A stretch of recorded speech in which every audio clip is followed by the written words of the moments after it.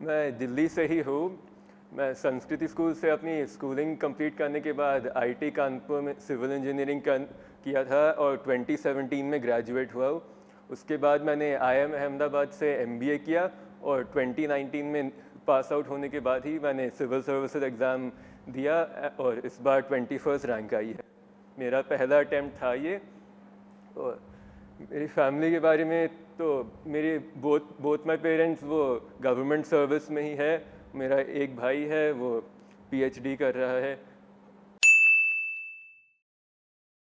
मुझे test series चाहिए था और जैसे कोई भी जो इस एग्ज़ाम के लिए पढ़ रहा है उसको पता होगा कि सैकड़ों हज़ारों लिटरली हज़ारों टेस्ट सीरीज़ अवेलेबल है। मुझे एक दो ही चाहिए थे, मुझे अच्छे वाले चाहिए थे, कोई जो एक्चुअली बेनिफिट करेगा, क्योंकि मुझे पता है कि बहुत सारे भी टेस्ट सीरीज़ है जो कोई वैल्यू ऐड नहीं करते। मैंने 2017 में टॉपर अनुदीप दुरी शेट्टी के ब्लॉग पे देखा था कि उसने फोरम आईएएस का टेस्ट सीरीज़ रेकमेंड किया था। मुझे ऐसा टेस्ट सीरीज़ चाहिए था जो कि ऑनलाइन है, ताकि मैं घर से ही पेपर दे सकूँ और भेज सकूँ। सबसे कम टाइम, सबसे कम एफर्ट, जाना आना ना पड़े। क्वालिटी चाहिए थी कि एक्चुअली में कुछ नया बता रहे मेरे आंसर, ताकि कोई कुछ इम्प्रूवमेंट भी आएंगे आंसर में, ऐसे ही बस टेस्ट देने के लिए नहीं था। और मुझे फ्रीडम चाहिए था कि आज टेस्ट आ रहा है, ज़रूरी नहीं कि मुझे आज ही उसी दिन टेस्ट करना है। मैं चाहता था कि मैं जब चाहूँ टेस्ट कर लूँ, क्योंकि मुझे अपने शेड्यूल से पढ़ना था, किसी के फोर्स फिट शेड्यूल से नहीं पढ़ना था। और इन सब में फोरम आई से बहुत खुश था और मेरा ऑनेस्ट फीडबैक है कि कोई कमी नहीं थी इस टेस्ट सीरीज़ में, मुझे कोई भी कमी नहीं लगी थी। कोई भी मदद नहीं मिलती है।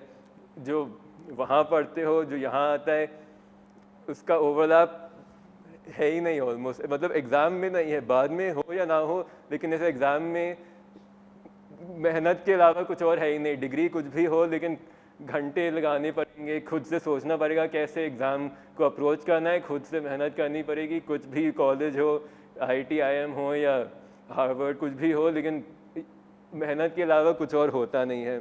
और जो लोग आईआईटी आईएम से खुद है और वो इस एग्ज़ाम को दे रहे हैं, तो मैं बोल दूंगा कि लाइटली तो बिल्कुल मत लेना। अगर तुम्हें लगता है कि तुम्हारी डिग्री से गारंटीड है कि तुम्हारा हो जाएगा, फिर तुम जब तुम्हारा रिजल्ट आएगा तुम्हें सच पता चल ही जाएगा कि इसका कोई फ़ायदा नहीं है। जो लोग नहीं है आईआईटी आईएम से, तो ये कभी मत सोचना कि सिर्फ आईआईटी आईएम से ही के लोग ही इस एग्ज़ाम को क्लियर करते हैं। इस साल हर साल देखते हो कि कोई भी कर सकता है, अगर वो मेहनत लगाए और दिमाग लगाए।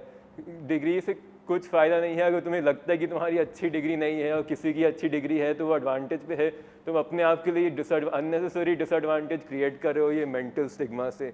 जब तुमने ये एग्ज़ाम के लिए प्रिपेयर करना शुरू किया, तुम्हें पहले से ही पता था कि आईआईटी आईएम और डीयू और टॉप कॉलेज के लोग देते हैं। अगर तुम्हें सच में लगता था कि आईआईटी आईएम के लोग ही क्लियर करते, तो फिर प्रिपेयर ही क्यों किया? पहली बात है। तो अगर किया है तो फिर सब कुछ भूल जाओ, बस अपने ही फोकस करो अपने ही पढ़ाई पे। बाकी लोग कुछ भी कॉलेज हो, कुछ भी हो, तुम्हें उससे लेना देना कुछ नहीं करना है। तो सोशियोलॉजी मेरे लिए एकदम अननोन था नहीं, क्योंकि आईआईटी कानपुर में हमारे पास ह्यूमैनिटीज़ कोर्सेज होते हैं और मुझे सोशियोलॉजी में इंटरेस्ट था क्योंकि मैंने कोर्सेज लिए थे और अच्छे लगे थे। उसके साथ भी कहूँगा कि मैं दूसरा ऑप्शनल भी ले सकता था। मैंने सोचा था सिविल इंजीनियरिंग का भी ले लूँ या मैनेजमेंट भी लूँ।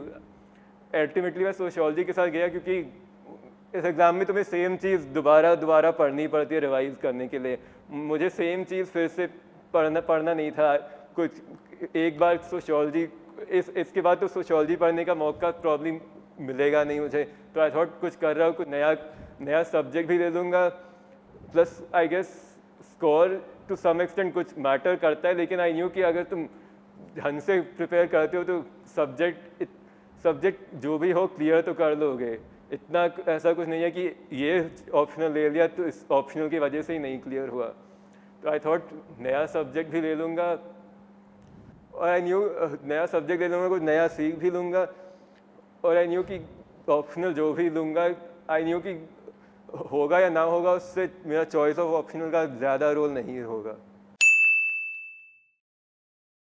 तो सोशियोलॉजी पेपर 1 एसेंशली थिंकर्स के बारे में है ज़्यादातर।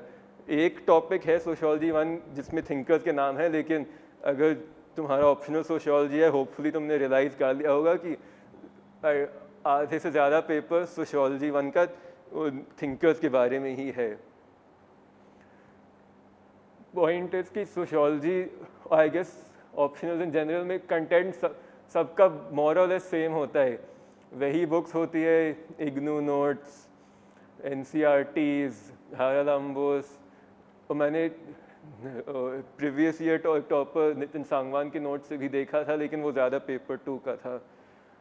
कंटेंट इतना बड़ा प्रॉब्लम नहीं है अगर तुम एक्चुअली सीरियस हो। तुम्हें कंटेंट का तो दो मिल जाना चाहिए, बिकॉज आराम से ब्लॉग्स है, नेट पे सब कुछ है। मेरी ज़रूरत नहीं है कंटेंट बताने के लिए। तो मेरा वेट कर रहे हो तो पॉइंटलेस है, क्योंकि ऑलरेडी हज़ारों ब्लॉग्स है, मैं वही चीज़ बोलूँगा। Main thing is strategy. मेरा गेस है कि मेरा सोशियोलॉजी में अच्छे नंबर आए होंगे, अच्छे रैंक के लिए, तो मैं अपनी स्ट्रैटेजी के बारे में बता दूंगा।